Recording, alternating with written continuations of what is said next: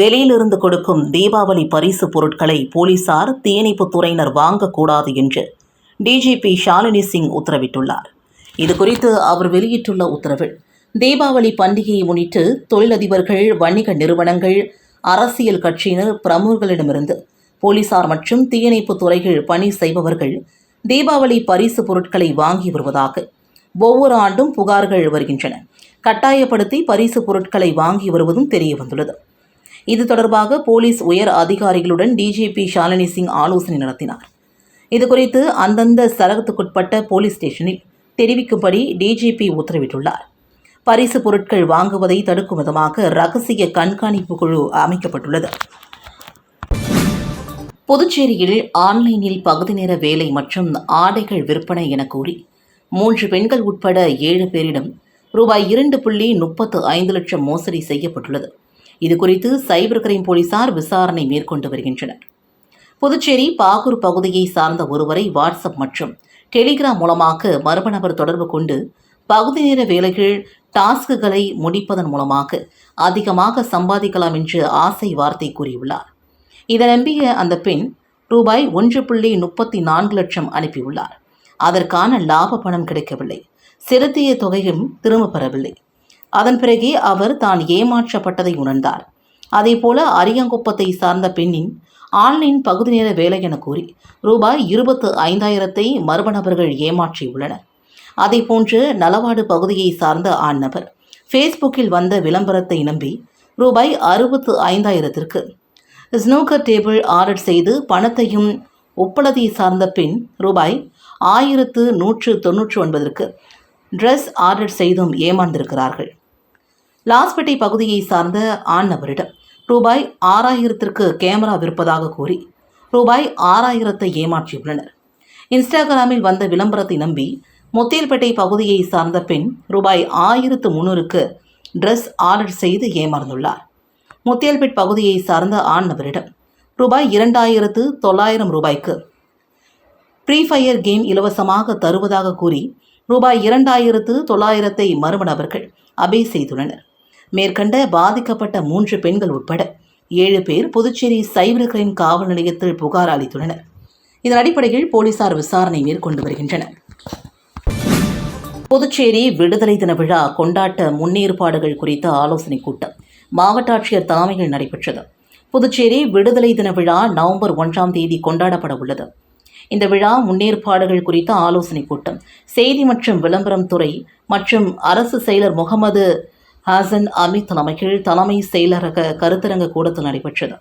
புதுச்சேரி விடுதலை தின விழாவை சிறப்பாக நடத்திட மேற்கொள்ளப்பட வேண்டிய ஏற்பாடுகள் மற்றும் பாதுகாப்பு பணிகள் குறித்து இக்கூட்டத்தில் ஆலோசனை செய்யப்பட்டது.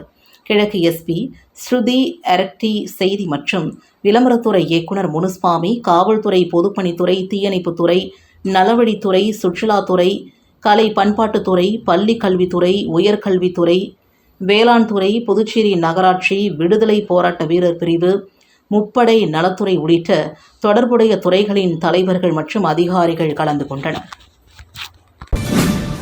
புதுவையில் அங்கன்வாடி பணியாளர்கள் நியமனம் தொடர்பாக அறிவிக்கப்பட்ட அறிவிப்பு ரத்து செய்யப்பட்டுள்ளது.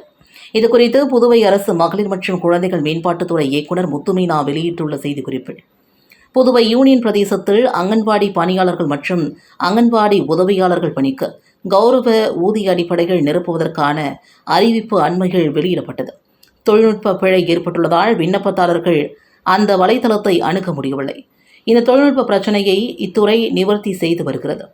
இதனால் முந்தைய அறிவிப்பு ரத்து செய்யப்பட்டுள்ளது.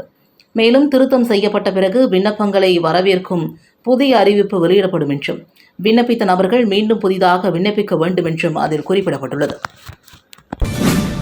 பாதுகாப்பான தீபாவளியை கொண்டாடுமாறு சுகாதாரத்துறை இயக்குநர் செவ்வில் அறிவுறுத்தியுள்ளார்.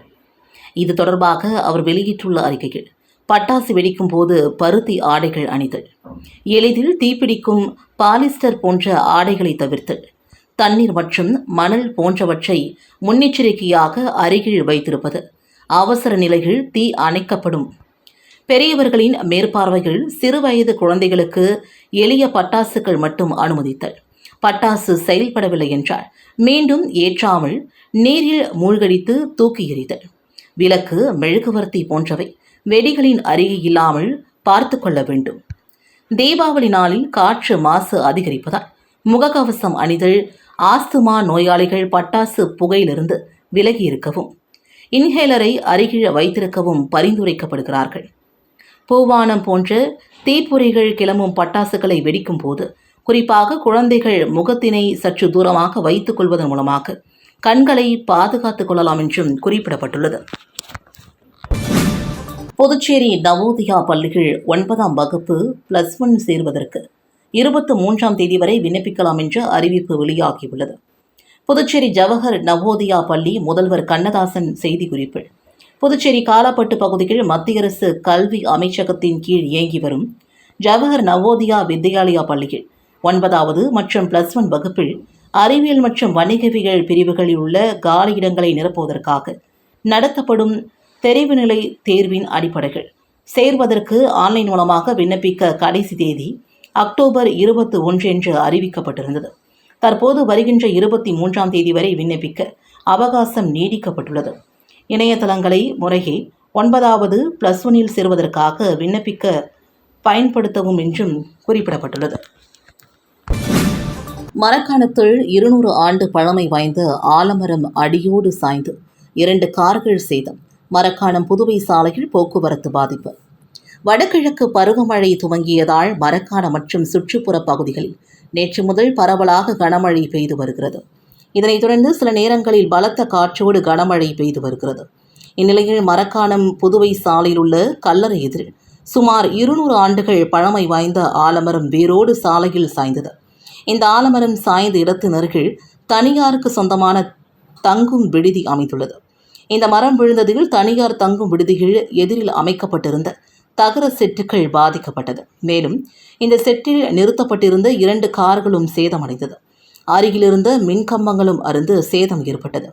இதுகுறித்து தகவல் அறிந்த நெடுஞ்சாலைத்துறை உதவி பொறியாளர் தீனதயாளன் தலைமையில் நெடுஞ்சாலைத்துறை ஊழியர்கள், மின்சாரத்துறை ஊழியர்கள், தீயணைப்புத்துறை வீரர்கள் சம்பவ இடத்திற்கு வந்து JCB எந்திரம் மூலம் சாலையில் விழுந்து கிடந்த ஆலமரத்தை வெட்டி அப்புறப்படுத்தும் பணியில் ஈடுபட்டு வருகின்றனர். சைக்கிளில் உலகம் சுற்றும் வாலிபர் 3 மாதத்தில் 10,000 கிலோமீட்டர் தூரம் பயணம். பிரான்ஸ் நாட்டை சேர்ந்தவர் இனோ சூரின் பாரிஸ் நகரிலிருந்து சைக்கிளில் புதுச்சேரி வந்துள்ளார். தனது பெற்றோரின் ஊரான இலங்கையின் ஜாப்னாவிற்கு இவர் சைக்கிளில் செல்லும் பயணத்தை துவங்கினார். 3 மாதங்களாக 10,000 கிலோமீட்டர் தூரத்தை கடந்து வந்துள்ளார். ஒவ்வொரு நாட்டிலும் மக்களை பார்க்க வேண்டும், அங்கு பின்பற்றும் கலாச்சாரத்தை தெரிந்து கொள்ள வேண்டும். இது மெதுவாக சைக்கிளில் சென்றால்தான் முடியும் என்ற நம்பிக்கையில் இவர் பயணத்தை மேற்கொள்கிறார். நாள் ஒன்றிற்கு 50 முதல் 100 கிலோமீட்டர் தூரம் வரை பயணித்ததாகவும், அங்கு பழகும் மக்கள் அன்போடு வீடுகளில் தங்க வைத்து உபசரித்து அனுப்புவதாகவும் இனோசூரன் தெரிவித்தார். தனியாளாக செல்வது ஆபத்து என பலர் கூறினாலும் மக்களோடு மக்களாய் இருந்து வருவதாகவும், இந்தியாவுடன் சேர்ந்து 13 நாடுகளை கடந்து வருவதாகவும், போருக்கு பிறகு இலங்கையில் மக்கள் நல்ல நிலைக்கு வர துவங்கிவிட்டனர். இதனால் நாட்டையும் பெற்றோரையும் பார்க்கும் ஆர்வத்தில் இலங்கை செல்வதாகவும் அவர் தெரிவித்தார். வில்லியனூர் ஜவஹர் வித்யா நிகேதன் மேல்நிலைப் பள்ளியில் தீபாவளி பண்டிகையின் போது பாதுகாப்பான முறையில் பட்டாசுகளை வெடிப்பது குறித்து விழிப்புணர்வு நிகழ்ச்சி நடத்தப்பட்டது. வில்லியனூர் ஜவஹர் வித்யா நிகேதன் மேல்நிலைப் பள்ளியில் தீபாவளி பண்டிகையின் போது விபத்துக்கள் ஏற்படுவதை தவிர்த்துக் கொள்வது குறித்து பள்ளி குழந்தைகளுக்கு செய்முறை விழிப்புணர்வு நிகழ்ச்சி நடத்தப்பட்டது.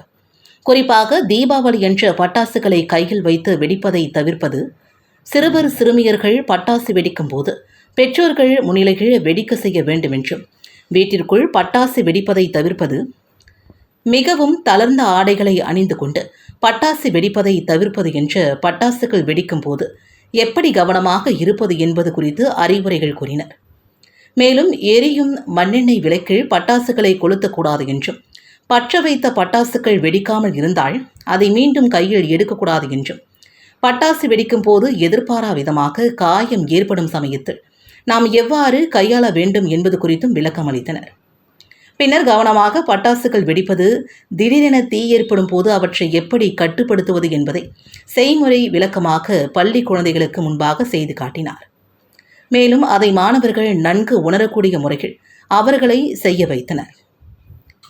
அதனைத் தொடர்ந்து பட்டாசுகள் வெடிக்கும் போது தீக்காயங்கள் ஏற்பட்டால் காயமடைந்தவர்களுக்கு செய்ய வேண்டிய முதலுதவி மற்றும் காயமடைந்தவர்களை ஏற்பட்டிருக்கும் காயங்களை ஏற்றபடி எவ்வாறு அவர்களை மருத்துவமனைக்கு அழைத்து செல்ல வேண்டும் என்றும் மாணவர்களை வைத்து செய்து காட்டி விழிப்புணர்வை ஏற்படுத்தினர். இந்த நிகழ்ச்சியில் பள்ளி ஆசிரியர்கள், அலுவலர்கள் மற்றும் மாணவ மாணவிகள் என திரளானோர் கலந்து கொண்டனர்.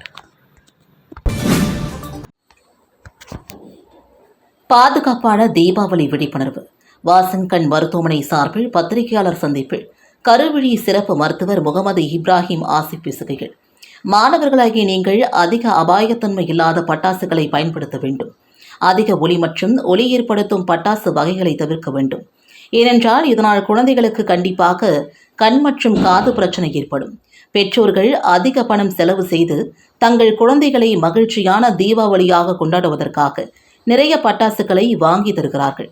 அதனுடன் பட்டாசு வெடிப்பதற்கு நீண்ட வத்தி வாங்கி தரவும். மேலும் பட்டாசு வெடிப்பதனால் கண்கள் பாதிப்படையாமல் இருக்க கண் கண்ணாடி அவசியம் வாங்கி கொடுங்கள். 50 ரூபாய்க்கெல்லாம் பிளைன் கண்ணாடிகள் கிடைக்கின்றன. இந்த 50 ரூபாய் கண்ணாடிகள் கண்டிப்பாக உங்கள் பிள்ளைகளின் கண் மற்றும் கருவிழிகளை பாதுகாக்கும். பட்டாசுகள் வெடிப்பதால் அதிகளவில் சுற்றுச்சூழலை பாதிக்கும். ஆகையால் மாணவ மாணவிகள் பட்டாசு வெடிப்பதை தவிர்த்து கொள்ள வேண்டும். வீட்டுக்குள் வைத்து வெடிப்பதையும் பால்கனியிலிருந்து வைப்பதையும் வெடிப்பதையும் தவிர்க்க வேண்டும்.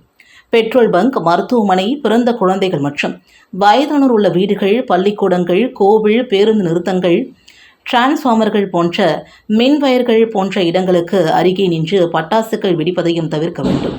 தீ காயங்களுக்குரிய முதலுதவி சிகிச்சைகள். தீக்காயம் ஏற்பட்டால் உடனடியாக தூய நீரை ஊற்ற வேண்டும்.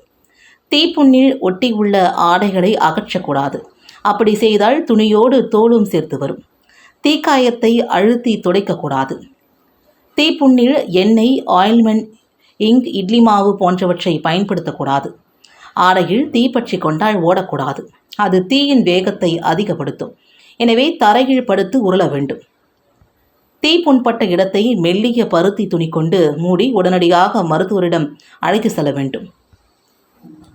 ஏதேனும் பொருட்கள் மீது தீப்பிடித்தால் தண்ணீர் மற்றும் மணல் கொண்டு அணைக்க முயற்சி செய்ய வேண்டும்.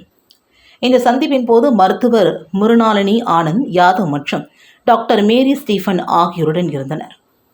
மேலும் தீபாவளி கொண்டாட்டத்தின் போது பட்டாசு விபத்தால் கண்களில் பாதிப்பு, கருவிழியில் காயம் ஏற்பட்டால் வருகின்ற அக்டோபர் 25 வரை வாசன் கண் மருத்துவமனை சார்பில் 15 வயதுக்குட்பட்ட மாணவ மாணவிகளுக்கு இலவச சிகிச்சை மற்றும் அறுவை சிகிச்சை செய்யப்படுகிறது என்றும் அவர் கூறினார். தேசிய மக்கள் மன்றம் சார்பில் பாசிக் நிறுவன ஊழியர்களுக்கு தீபாவளி பரிசு பொருட்களை தலைவர் ரீகன் ஜான்குமார் வழங்கினார். புதுச்சேரி சார்பு நிறுவனமான பாசிக் வருகின்ற டிசம்பர் 25 மூட முடிவு செய்யப்பட்டுள்ள அரசு அறிவிப்பு வெளியிடப்பட்டுள்ளது. விரைவில் மூடப்பட உள்ள பாசிக் நிறுவனத்தின் ஊழியர்களுக்கு சமூக சேவகர் சார்லஸ் மார்டின் மூலமாக தேசிய மக்கள் மன்றம் சார்பில் தீபாவளி பரிசாக 5 கிலோ அரிசி, 3 கிலோ சர்க்கரை, பட்டாசு பெட்டி வழங்கும் நிகழ்ச்சி நடைபெற்றது. தட்டாஞ்சாவடி தனியார் திருமண மண்டபத்தில் நடைபெற்ற நிகழ்ச்சியில் தேசிய மக்கள் மன்ற தலைவர் ரீகன் ஜான்குமார் 300க்கும் மேற்பட்ட பாசிக் ஊழியர்களுக்கு தீபாவளி பரிசு பொருட்களை வழங்கினார். தொடர்ந்து செய்தியாளர்களை சந்தித்த ரீகன் ஜான்குமார், இந்த தீபாவளி பாசிக் ஊழியர்களுக்கு கஷ்டமான தீபாவளியாகும். வருகின்ற 2026ஆம் ஆண்டு இவர்களுக்கு நிச்சயம் ஒரு மாற்றம் உருவாகும்.